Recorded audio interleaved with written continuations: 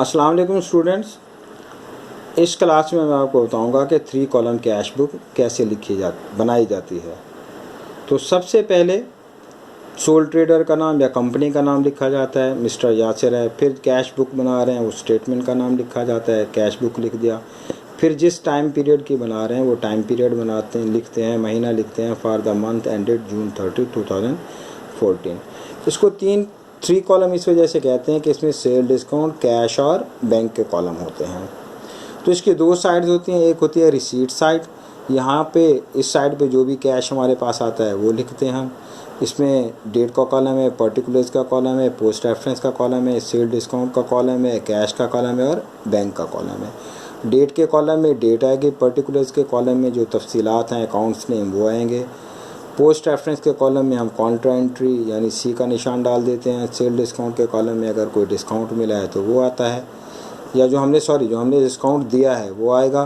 Cash के column में cash लिखा जाएगा और बैंक के कॉलम में कोई चेक वसूल हुआ है तो वो लिखा जाएगा।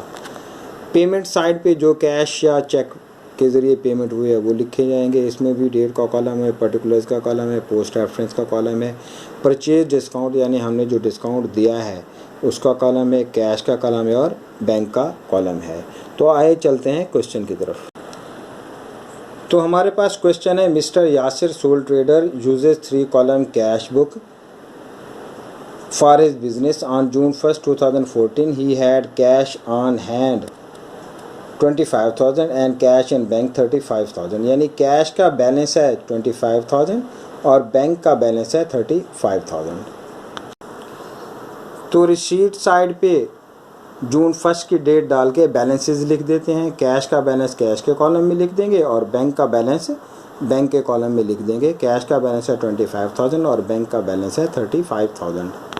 उसके बाद जून 6 को हुई है, received a cheque from Israna company for ₹24,000 and allowed them discount ₹1,000। यानी इसराना ₹100 यानी इसराना कंपनी से 2400 का चेक लिया और उसको 100 रुपये डिस्काउंट दिया। अब ये देखें, चेक अगर बैंक में जमा करा दिया है तो ये बैंक में लिखा जाएगा, अगर बैंक में जमा नहीं कराया तो ये कैश के कॉलम में लिखा जाएगा।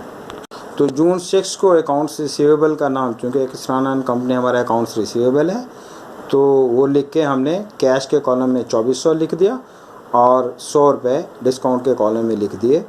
ये चेक हमने बैंक में जमा नहीं कराया, इस वजह से हमने इसको कैश के कॉलम में लिखा। अब 11 को देखें, deposit Israna and company cheque in bank. यानी इसराना एंड कंपनी का जो चेक है जो हमने पहली डेट में लिया था उसको हमने बैंक में जमा करा दिया। ये कॉन्ट्रा एंट्री है, यानी पहले हमने उसको कैश में लिखा था, अब उसको कैश से कम करेंगे यानी पेमेंट साइड पे लिख देंगे और बैंक बढ़ा देंगे क्योंकि हमने बैंक में जमा करा दिया है, तो बैंक के कॉलम में रिसीट साइड पे लिखा जाएगा। ये देखें, 11 को हमने इसको बैंक के कॉलम में 2400 रुपये बढ़ा दिया है, ये रिसीट साइड पे, और बैंक बढ़ा है किसकी वजह से, कैश की वजह से, और सामने हमने लिख दिया है सी यानी कॉन्ट्रा एंट्री। और पेमेंट साइड पे अगर आप देखें तो 11 को हमने क्या कर दिया है, कैश कम किया है, तो कैश कम हो गया और किसकी वजह से, बैंक की वजह से, तो सामने हमने लिख दिया बैंक। अब 15 को देखें, issued a cheque for ₹2,500 to Kafeel and company in full settlement of their account 3,000। यानी हमने कफील एंड कंपनी के 3,000 देने थे, 2,500 दे के खाता नील कर दिया। तो ये अकाउंट्स पेबल की वजह से चेक के ज़रिए पेमेंट हुई है, तो ये क्रेडिट साइड पे यानी पेमेंट साइड पे चला जाएगा, और 500 रुपये हमें डिस्काउंट मिला है तो ये डिस्काउंट के कॉलम में आ जाएगा। ये देखें, 15 को हमने अकाउंट्स पेबल के नाम से 2,500 से बैंक के कॉलम में लिख दिया और 500 डिस्काउंट के कॉलम में लिख दिया। 27 को है, डिपॉजिट कैश इनटू बैंक 10,000। यानी बैंक में 10,000 कैश जमा कराया। ये भी कॉन्ट्रा एंट्री है, कैश बढ़ जाएगा, बैंक कम हो जाएगा। ये देखें, 27 तारीख को हमने क्या किया, बैंक बढ़ा दिया क्योंकि पैसा जमा करवाया था, बैंक बढ़ा कैश की वजह से, सामने सी लिख दिया कॉन्ट्रा एंट्री। और इसी तरह 27 को हमने 10,000 कैश कम कर दिया। अब कैश कम हुआ किसकी वजह से, बैंक की वजह से, तो सामने बैंक लिख दिया, डेट है 27।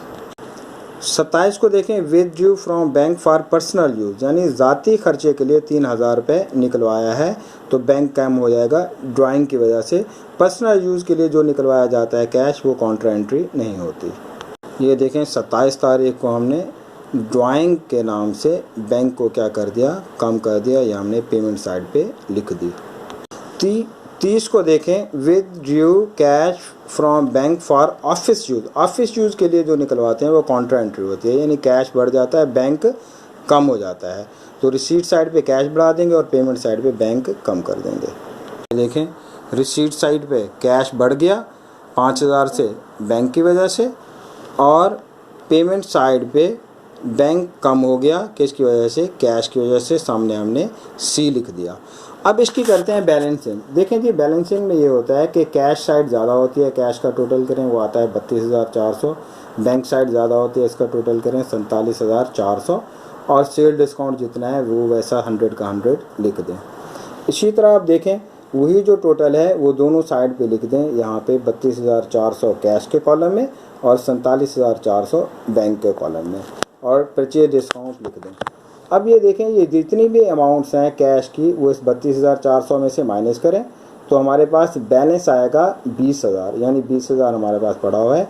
इसी तरह बैंक के कॉलम में 47,400 में से सारी माइनस करें तो 36,900 ये हमारा बचा, ये हमारा एंडिंग बैलेंस है।